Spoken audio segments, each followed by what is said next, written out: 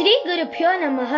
अद्य अहं श्रीमद्भगवद्गीतायाः षष्ठोऽध्यायः पठनं करिष्यामि।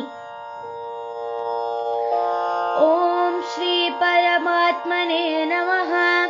अथ श्रीमद्भगवद्गीता अथ षष्ठोऽध्यायः आत्मसंयमयोगः।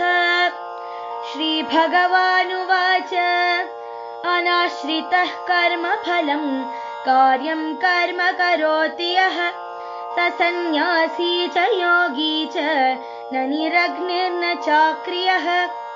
यं सन्न्यासमिति प्राहुः योगं तं विद्धि पाण्डव। न ह्यसन्न्यस्तसङ्कल्पो योगी भवति कश्चन। आरुरुक्षोर्मुनिर्योगं कर्म कारणमुच्यते। योगारूढस्य तस्यैव शमः कारणमुच्यते। यदा हिनेन्द्रियार्थेषु न कर्मस्वनुषज्जते सर्वसङ्कल्पसन्न्यासी योगारूढस्तदोच्यते। उद्धरेदात्मनात्मानं नात्मानम् अवसादयेत्। आत्मैव ह्यात्मनो बन्धुः आत्मैव रिपुरात्मनः। बन्धुरात्मात्मनस्तस्य येनात्मैवात्मना जितः। अनात्मनस्तु शत्रुत्वे वर्तेतात्मैव शत्रुवत्। जितात्मनः प्रशान्तस्य परमात्मा समाहितः। शीतोष्णसुखदुःखेषु तथा मानापमानयोः। ज्ञानविज्ञानतृप्तात्मा कूटस्थो विजितेन्द्रियः। युक्त इत्युच्यते योगी समलोष्टाश्मकाञ्चनः। सुहृन्मित्रार्युदासीन मध्यस्थद्वेष्य बन्धुषु। साधुष्वपि च पापेषु समबुद्धिर्विशिष्यते। योगी युञ्जीत सततम् आत्मानं रहसि स्थितः। एकाकीयत चित्तात्मा निराशीरपरिग्रहः। शुचौ देशे प्रतिष्ठाप्य स्थिरमासनमात्मनः। नात्युच्छ्रितं नातिनीचं चैलाजिनकुशोत्तरम्। तत्रैकाग्रं मनः कृत्वा यतचित्तेन्द्रियक्रियः। उपविश्यासने युञ्ज्यात् योगम् आत्मविशुद्धये। समं कायशिरो ग्रीवं धारयन्नचलं स्थिरः। सम्प्रेक्ष्य नासिकाग्रं स्वं दिशश्चानवलोकयन्। प्रशान्तात्मा विगताभिः ब्रह्मचारिव्रते स्थितः। मनः संयम्य मच्चित्तो युक्त आसीत मत्परः। युञ्जन्नेवं सतात्मानं योगी नियतमानसः। शान्तिं निर्वाणपरमां मत्संस्थामधिगच्छति। नात्यश्नतस्तु योगोऽस्ति न चैकान्तम् अनश्नतः। न चातिस्वप्नशीलस्य जाग्रतो नैव चार्जुन। युक्ताहारविहारस्य युक्तचेष्टस्य कर्मसु युक्तस्वप्नावबोधस्य योगो भवति दुःखः। यदा विनियतं चित्तम् आत्मन्येवावतिष्ठते। निःस्पृहः सर्वकामेभ्यः युक्त इत्युच्यते तदा। यथा दीपो निवातस्थो नेङ्गते सोपमा स्मृता। योगिनो यतचित्तस्य युञ्जतो योगमात्मनः। यत्र परमते चित्तं निरुद्धं योगसेवया। यत्र चैवात्मनात्मानं पश्यन्नात्मनि तुष्यति। सुखमात्यन्तिकं यत्तत् बुद्धिग्राह्यम् अतीन्द्रियं। वेत्ति यत्र न चैवायं स्थितश्चलति तत्त्वतः। यं लब्ध्वा च परं लाभं मन्यते नाधिकं ततः। यस्मिन् स्थितो न दुःखेन गुरुणापि विचाल्यते। तं विद्या दुःख संयोग वियोगं योगसंज्ञितं स निश्चयेन योक्तव्यो योगो निर्विण्णचेतसा संकल्प प्रभवान् कामांस् त्यक्त्वा सर्वान् शेषतः मनसैवेन्द्रियग्रामं विनियम्य समन्ततः शनैः शनैरुपरमेत् बुद्ध्या धृति गृहीतया आत्मसंस्थं मनः कृत्वा न किञ्चित् अपि चिन्तयेत् यतो यतो निश्चलति मनश्चञ्चलमस्थिरं ततस्ततो नियम्यैतात् आत्मन्येव वशं नयेत् प्रशान्तमनसं ह्येनं योगिनं सुखमुत्तमम् उपैति शान्तरजसं ब्रह्मभूतम् अकल्मषम् युञ्जन्नेवं सदात्मानं योगी विगतकल्मषः सुखेन ब्रह्म संस्पर्शम् अत्यन्तं सुखमश्नुते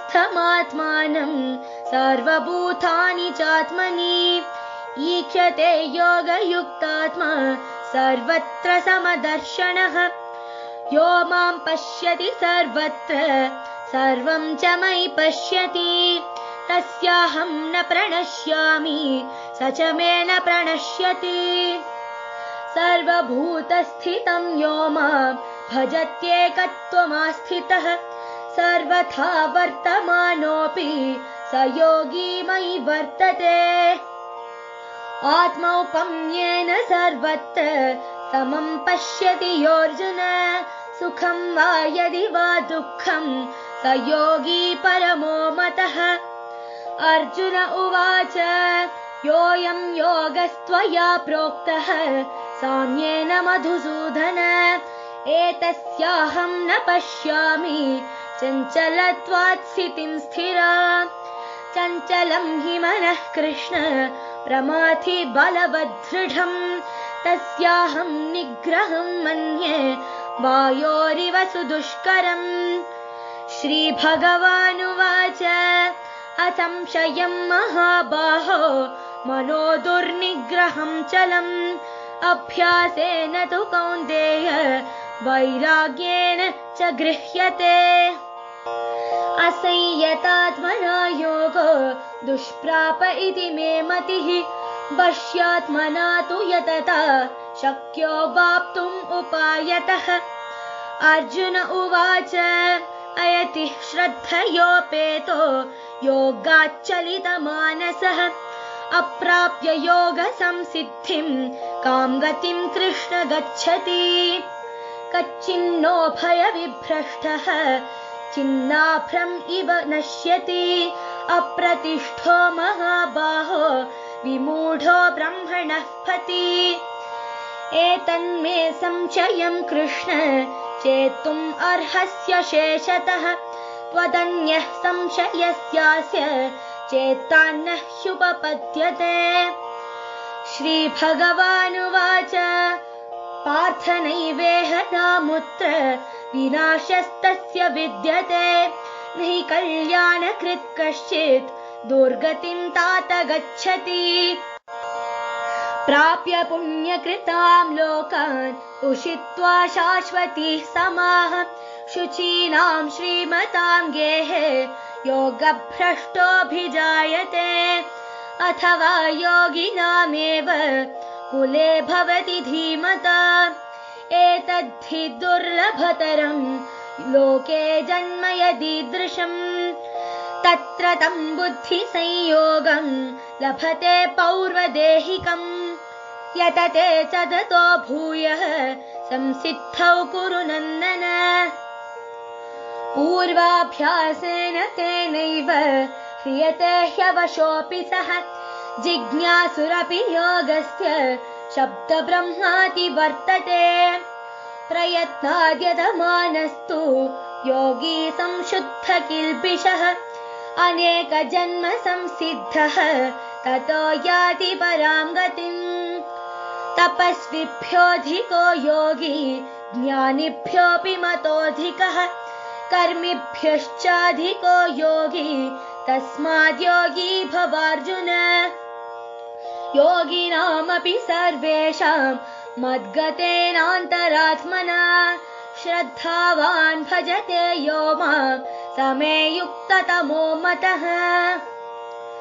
ॐ तत्सदिति श्रीमद्भगवद्गीतासु उपनिषत्सु ब्रह्मविद्यायां योगशास्त्रे श्रीकृष्णार्जुनसंवादे आत्मसंयमयोगो नाम षष्ठोऽध्यायः।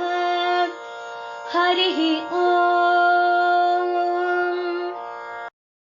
Now I'll be giving you the summary of the 6th chapter in the Geetha. The Lord of Shri said, "One who does his duties properly and renounces the fruit of his action is both a renunciant and a yogi. It is not possible to become a sannyasi merely by foregoing work and the sacrificial fire. O son of Pandu, sannyasa is yoga because only by giving up all selfish impulses can one attain yoga. For someone who has just begun yoga, accomplishment of yoga can be attained only by action. But for one who has already attained yoga, perfection is possible only through termination of all activity. When all attachment towards sense objects and actions cease and all material impulses stop, one attains yoga. Whether one attains elevation or degradation through one's mind depends on oneself only, for the mind can be one's friend or one's foe. The mind is the friend of one who has conquered it, but for the one who hasn't done so, the mind is his foe. For one who has conquered the mind, joy, sorrow, pain, and pleasure are the same. He attains peace and realizes the supreme soul. Immersed in scriptural knowledge, with steadfast knowledge and control of senses, one who is able to see that a stone, a piece of gold, and this earth are all the same, attains yoga. The great yogi is one who treats a close friend and an enemy equally, and who is thus equal in the way he deals with everyone, be they saints or sinners. Devoid of any material possessions or desire, with body and mind controlled, the yogi should remain in a secluded place, concentrating only on the self. The yogi should remain in a clean place on a seat that is neither too high nor too low, and covered with kusha grass, a deerskin, and a cloth. Making his mind focused in controlling all the activities of his senses, he should sit on that seat and engage in yoga for the sake of self-purification. He should remain motionless and hold his head and neck erect. His concentration without wandering anywhere should be on the tip of his nose. His mind should be quiet and without fear. He should observe a vow of chastity and control his mind and fix his concentration on me. He should sit concentrated in devotion, holding me as the highest object. Thus, with the self in constant discipline, the yogi who is able to control his mind will attain the supreme form of peace that is part of me beyond all material existence. O Arjuna, yoga is not for those who eat or sleep too much or too little. Practicing yoga will vanquish the troubles of one who performs his duties diligently and who is disciplined and balanced in his eating, sleeping, and waking hours.